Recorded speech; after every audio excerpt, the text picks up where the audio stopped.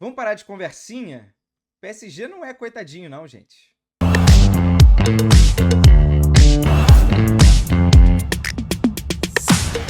Fala, rapaziada, como é que vocês estão? Mais um vídeo no canal do Canedo. Esse eu já queria gravar desde sábado. Porque um discurso que acompanha o PSG já há alguns meses foi reforçado com o título da Champions, de que ele só ganhou a Liga dos Campeões porque se livrou das estrelas.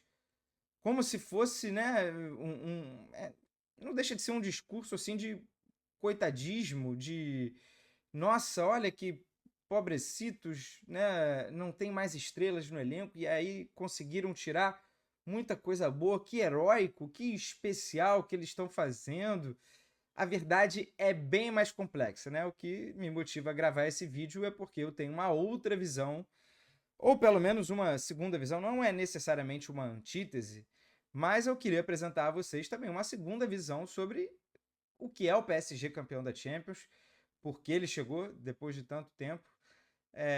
E basicamente isso tem muito a ver com o poderio financeiro que o clube exerce dentro do seu país e também na Europa como um todo. Antes da gente adentrar aqui no tema, por favor, dê o like, se inscreva no canal, ative o sininho e prepare-se para deixar aquele comentário de entendedor de futebol depois do vídeo. Pode ser me rebatendo, pode ser concordando comigo, né? Mas eu quero um debate sobre o que significa esse PSG campeão da Champions. Primeiro, os méritos. O Luiz Henrique, sim, conseguiu construir um time que corre, que pressiona, que faz gol, que sobretudo diverte. Afinal, foi uma super diversão para o torcedor do PSG e para quem admira, né? Sobrou, deitou, rolou a maior goleada numa final de Champions. Luiz Henrique tem todos os méritos de ter conseguido construir esse time. E sim, tem a ver com a saída do Mbappé e talvez a remodelação do ataque, porque hoje é um ataque que é isso, pressiona, consegue desarmar lá na frente, recuperar a bola, que corre, é incansável, e certamente muito do fruto, assim, acho que o desenvolvimento coletivo do PSG veio por conta desse encaixe, né? Poderia acontecer também com o PSG dentro do elenco nessa temporada, né? Talvez o Mbappé tivesse mais a ideia, talvez não.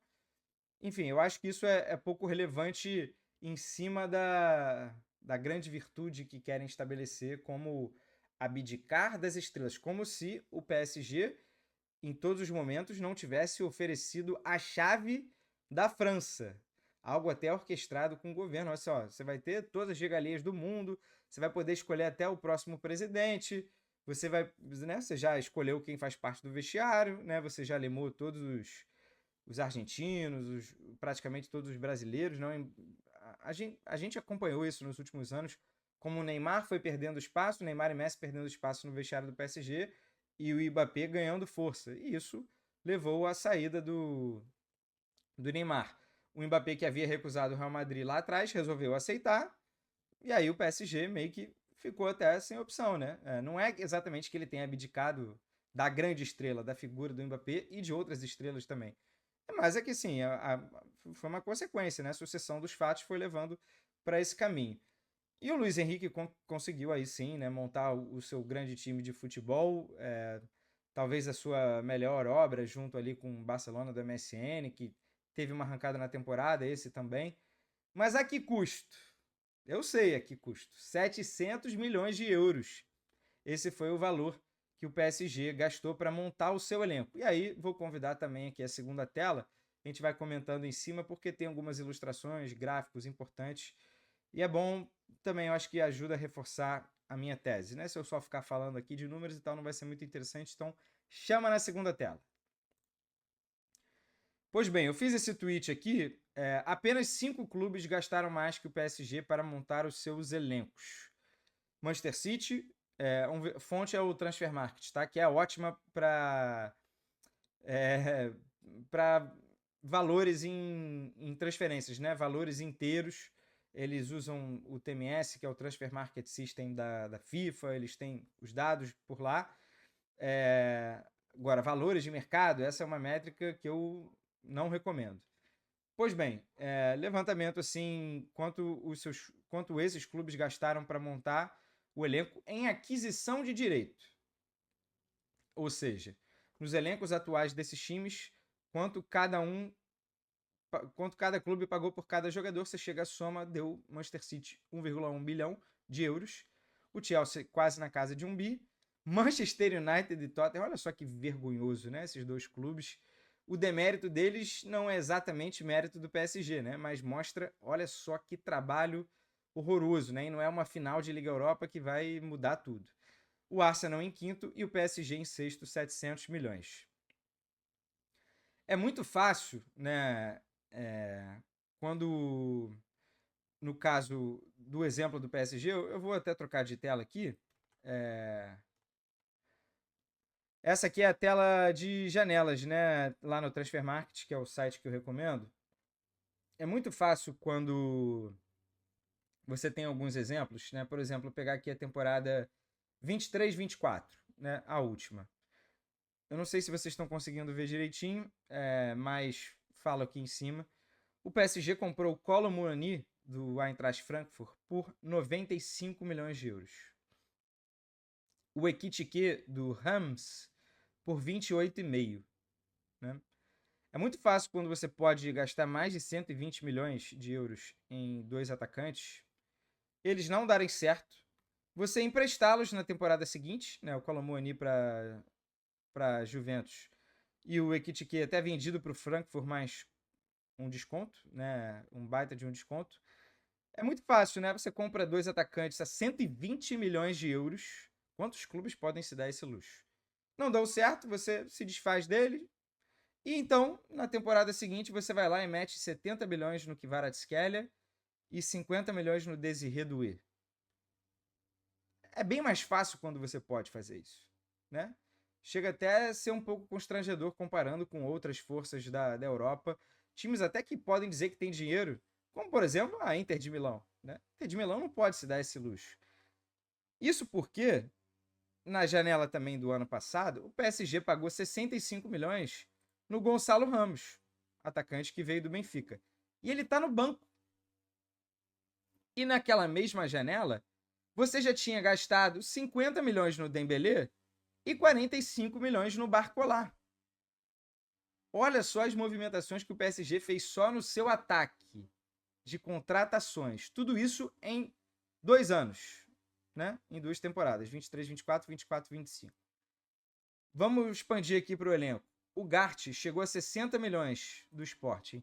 Ah, o Gart não deu certo. Beleza, manda ele ali para o United com desconto e você traz o João Neves por 60 milhões de euros. E o Beraldo? Você contratou o Beraldo, ele não se firmou talvez com a velocidade que esperavam, 20 milhões. Não tem problema.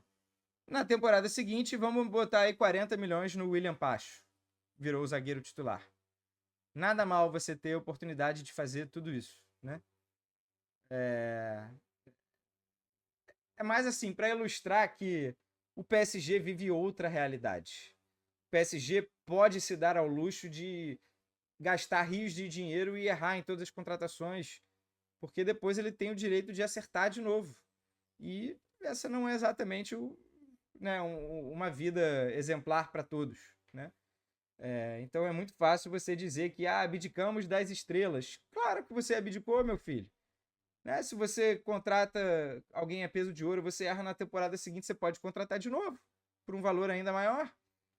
Faz algum sentido? É óbvio que o PSG, para ser campeão da Champions, e qualquer time, precisa acertar em contratações. Mas é que o caso aqui que a gente está vendo é que o PSG, meu irmão, até acertar, ele errou um bocado e não acontece nada, não tem consequências pesadas. Por exemplo, time titular do PSG na final da Champions. Né? Um trabalho incrível do Luiz Henrique. Mas existe um time titular mais caro do que esse? Só o Donnarumma custou menos de 22 milhões. Né? O Donnarumma veio a custo zero, que é uma expressão que não é fidedigna, porque o custo zero tem valor de luvas, os salários crescem por conta disso, mas não tem o tal custo de aquisição. Você não pagou para o Milan, né? Foi um fim de contrato com o Milan, o Donnarumma chegou muito jovem e a peso de ouro na época, né? E foi um goleiro fundamental agora nesse mata-mata. O Hakimi, 68 milhões. Nuno Mendes, 38 milhões. Marquinhos, 32 lá atrás. Pacho, 40. Fabian Ruiz, 22. o mais barato quando você pagou alguém. Vitinha 41, João Neves 60, Duê 50, Kivara 70, Dembélé 50. Olha aí, o time sem estrelas do PSG, o time que o PSG abdicou das estrelas. Não entra aqui o mérito do Luiz Henrique, tá? Mais uma vez, até porque eu defendo que o Guardiola tenha feito os jogadores parecerem melhores do que eles custaram, do que eles são. Mas isso aqui, meu irmão, isso não é o caso de um time que, né, abdicou das estrelas, né? Ai, pobrecitos, né? Como é que pode? Temos outras estatísticas relevantes. Desde 2013, que é basicamente a era Qatar, né, com o Cavani, desde 2013 o PSG já comprou 13 atletas que custaram pelo menos 50 milhões de euros. E tem quase o Davi Luiz aqui, né, com 49,5. Se for botar 40 milhões, são 22 atletas que custaram pelo menos 40 milhões de euros. Cara, é um elenco inteiro. Estamos falando aí em 12 anos. Quem é que pode fazer isso no mundo? Sabe quantos jogadores a Inter de Milão pagou 50 milhões ou mais de euros em toda a sua história? Valores inteiros, né? Claro que lá atrás tem correção e tal, mas em valores inteiros, apenas um, o Lukaku, que já não está mais no clube. O Lukaku foi comprado, depois vendido ao Chelsea, né? E aí depois foi pro Roma, Napoli. Pô, é bizarro, é uma comparação bizarra, né? Aliás, o PSG contratou o Hakimi da Inter, contratou o Icardi lá atrás da Inter. Né? Mais noção de abismo? Vamos lá. Esse gráfico aqui, ele até, o post aqui faz uma pergunta, você ficou realmente surpreso porque terminou 5-0? Futebol não é muito disso, né? A Inter deveria ter feito melhor. Mas olha a diferença aqui em valores anuais de folha salarial. O PSG gasta 650 milhões de euros anuais com folha. A Inter de Milão, 150. Menos de 3 vezes, né? 4 vezes, né? 4 vezes menos. Vamos botar isso aqui. Em valores de transferências só nas 2 últimas temporadas, né? Em compras de jogadores. A Inter, 150 milhões. O PSG, 700 milhões. O PSG lidera essas 2 estatísticas. Maior folha salarial da Europa, pelo menos na temporada passada. É o time que mais gastou nas 2 últimas temporadas somadas. O PSG lidera essas estatísticas, né? Tá aqui a tabela de folha salarial. Esses valores são da temporada anterior, porque é um estudo da UEFA.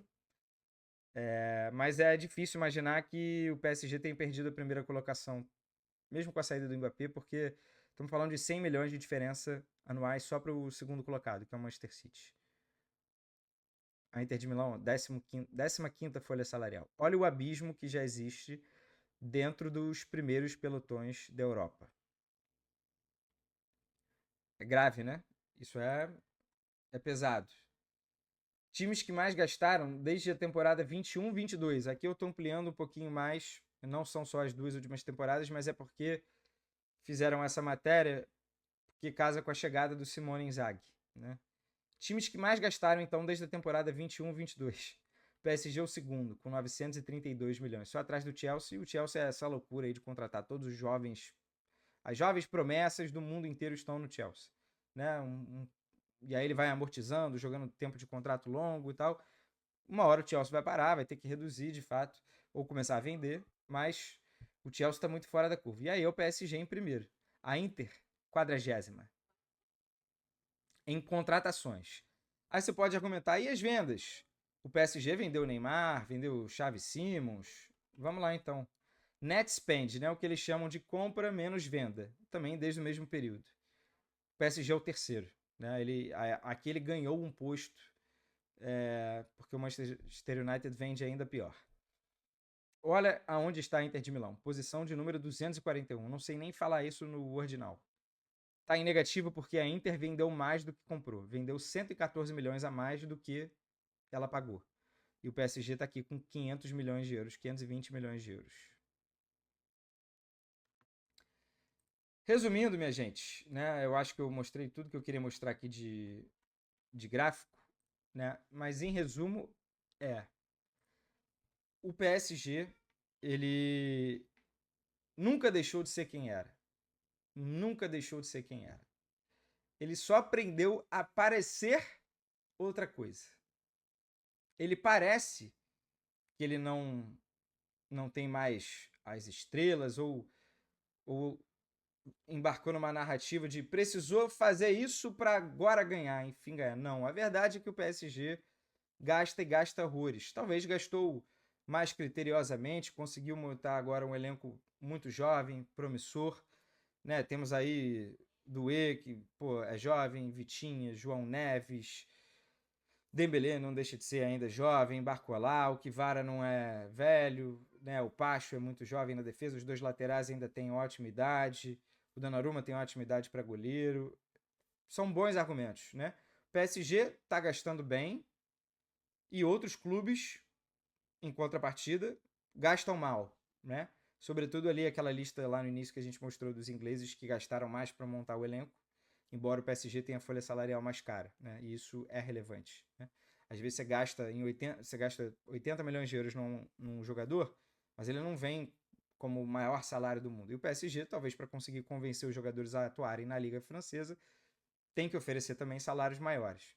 Você pode argumentar, poxa, tudo isso, o PSG está gastando bem, mas o PSG gasta horrores. Ele nunca deixou de gastar desde 2012, 2013, desde o início da era Qatar. E esse título da Champions nada mais é do que a consequência de você passar uma década gastando horrores numa terra em que o fair play financeiro talvez não funcione para todos adequadamente. A gente sabe também que o PSG, um clube, né, que por ter o Qatar como o seu dono, né, o Estado comandando, beneficia-se muito ao longo da última década ali de contratos de patrocínio inflados, né, e outras maneiras de você bolar fair play financeiro.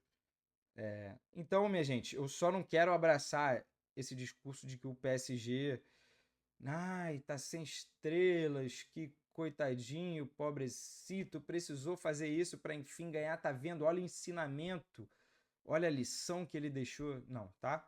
O PSG gastou e gastou horrores e vai continuar gastando. Que é a natureza, é o famoso sports washing, né? Depois deem uma busca aí sobre esse conceito, você que não está familiarizado. Mas é a maneira como o Qatar encontrou para entrar no futebol, despejar os seus petrodólares, o seu dinheiro e a gente começar a falar bem do país. A ideia é essa, né? Enfim, eu vejo um ótimo projeto esportivo, o trabalho do Luiz Campos, né? Isso é um tema, de repente, até para outro vídeo. Mas não é que o PSG seja coitadinho, muito pelo contrário, tá? Então, tomemos cuidado aí com as narrativas. Valeu? Deixa aqui o seu comentário, like, se inscreva no canal, gostou do vídeo ou não, tamo junto, quero seu feedback. Valeu? Canal do Canedo rumo aos 35 mil inscritos, dê essa força aí. Tamo junto, aquele abraço. Tchau, tchau.